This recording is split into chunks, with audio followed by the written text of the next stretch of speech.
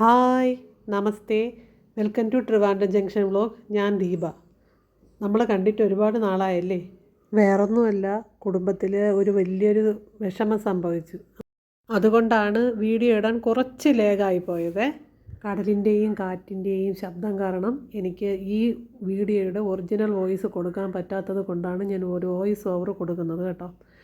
എന്തായാലും ഞാനിപ്പോൾ ഇരിക്കുന്നത് ധനുഷ്കോടിയിലാണ്. രാവിലെ രാമേശ്വര ക്ഷേത്രത്തിൽ ഭഗവാന്റെ ദർശനമൊക്കെ കഴിഞ്ഞിട്ടാണ് ഞാനിവിടെ ഇരിക്കുന്നത്. എന്തായാലും രാവിലത്തെ ആ ദർശനത്തിൻ്റെ വീഡിയോ മൊത്തം ഒന്ന് കാണാം. രാവിലെ ഏകദേശം 7 മണിയോടെ രാമേശ്വരം ക്ഷേത്രത്തിൻ്റെ പരിസരത്തെത്തി. ഞാനിപ്പോൾ നേരെ പോകുന്നത് കടലിലോട്ടാണ്. രാമേശ്വര ക്ഷേത്രത്തിൽ എത്തിക്കഴിഞ്ഞാൽ ആദ്യം എല്ലാ ഭക്തജനങ്ങളും ചെയ്യുന്നത് കടലിലോട്ട് പോയി എന്തെങ്കിലും നമ്മുടെ പിതൃക്കൾക്ക് വേണ്ടിയിട്ട് കർമ്മങ്ങൾ വല്ലതും ചെയ്യാനുണ്ടെങ്കിൽ അത് ചെയ്യുന്നതിന് വേണ്ടിയിട്ടുള്ള ഒരു സ്ഥലമാണ് ഈ കാണുന്നത്. ഞാൻ ഈ വീഡിയോ തുടങ്ങുന്നതിന് മുന്നേ ഒരു കാര്യം പറഞ്ഞായിരുന്നല്ലോ, ഒരു വലിയൊരു വിഷമം സംഭവിച്ചു എന്ന്. ആ വിഷമം എന്ന് പറയുന്നത് എൻ്റെ അമ്മ മരിച്ചതിൻ്റെ ഒരു കർമ്മം ചെയ്യാനാണ് ഈ രാമേശ്വര ക്ഷേത്രത്തിലോട്ട് എത്തിയത് കേട്ടോ. രാമേശ്വര ക്ഷേത്രത്തിൽ എത്തിക്കഴിഞ്ഞാൽ നമ്മൾ പിതൃകർമ്മങ്ങൾ ചെയ്ത് കഴിഞ്ഞാൽ ആദ്യ സ്നാനം നടത്തേണ്ട ഒരു സ്ഥലമാണ് ഇവിടെ.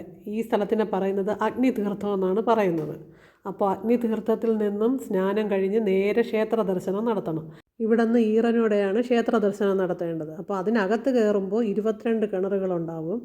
അതെല്ലാം ഓരോ തീർത്ഥങ്ങളെന്നാണ് സങ്കല്പം. അതിന് വേണ്ടിയിട്ട് ഞാൻ ഒരു കന്നാസ് വാങ്ങുകയാണ്.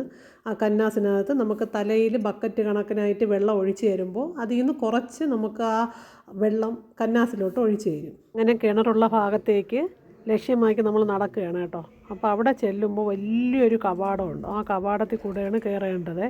ആ കവാടത്തിൽ നല്ലൊരു കൊത്തുപണിയൊക്കെ ചെയ്തിട്ടുണ്ട്. അപ്പോൾ അതുവഴി കയറുമ്പോൾ ഒരു കുഞ്ഞ് ഇടനാഴി കൂടെ പോകണം. അപ്പോൾ നമ്മൾ 22 കിണറുകൾ സ്ഥിതി ചെയ്യുന്ന സ്ഥലത്തെത്തും.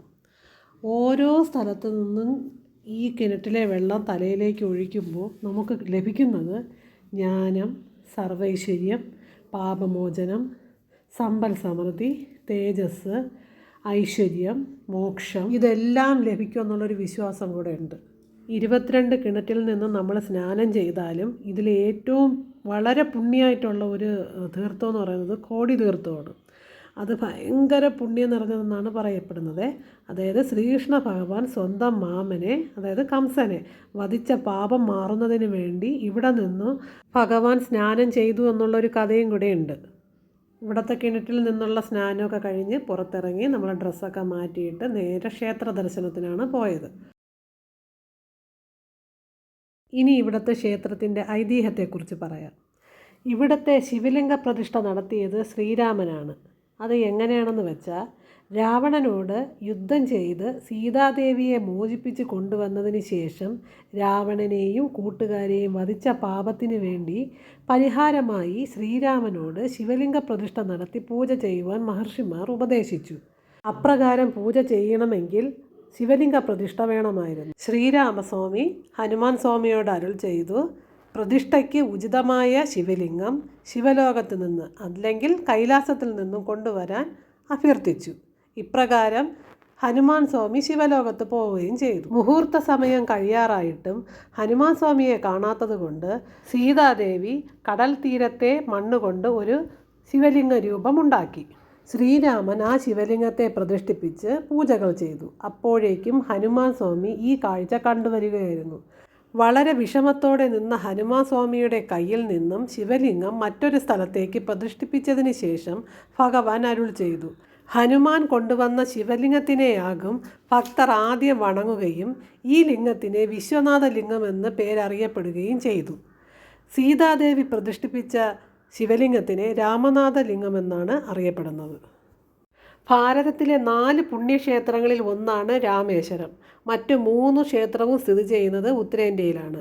ഒന്ന് ബദരിനാഥ്, രണ്ടാമത്തേത് പൂരി ജഗന്നാഥ ക്ഷേത്രം, മൂന്നാമത്തേത് ദ്വാരക എന്നിവയാണ്. അപ്പോൾ ഇതെല്ലാം കഴിഞ്ഞ് ഞാൻ പുറത്തേക്ക് ഇറങ്ങിയിട്ടുണ്ട്. അപ്പോൾ ഇതിനിടയ്ക്ക് കുറച്ച് പ്രസാദമായിട്ട് ലഡുവും കൂടെ കിട്ടി കേട്ടോ.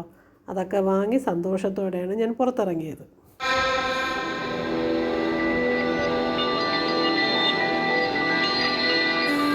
ദർശനം കഴിഞ്ഞ് പുറത്തിറങ്ങിയ ഉടനെ തന്നെ ആദ്യം കണ്ട കടയിൽ തന്നെ കയറി 3 പൂരിയും കുറച്ച് മസാലക്കറിയും കോഫിയായിട്ട് ഓർഡർ ചെയ്തു. നേരെ പോയത് ധനുഷ്കോടിയിലാണ്. 1964 ധനുഷ്കോടിയിൽ വൻ ദുരന്തം ഉണ്ടായല്ലോ. അപ്പോൾ അതിൻ്റേതായിട്ടുള്ള അവശിഷ്ടങ്ങളെല്ലാം ഞങ്ങൾ വഴിയിൽ കണ്ടായിരുന്നു. പിന്നെ ബംഗാൾ ഉൾക്കടലിൻ്റെ ശാന്തതയും ഇന്ത്യൻ ഓഷൻ്റെ രൗദ്രതയും നമ്മൾ അവിടെ വെച്ച് തന്നെ കണ്ടു. അതുപോലെ തന്നെ കളേഴ്സിനും വ്യത്യാസം ഉണ്ടായിരുന്നു. ബംഗാൾ ഉൾക്കടലിന് വേറൊരു കളറ്, ഇന്ത്യൻ ഓഷനും വേറൊരു കളറായിരുന്നു. അപ്പോൾ ഇന്നത്തെ വീഡിയോ ഇത്രയേ ഉള്ളൂ.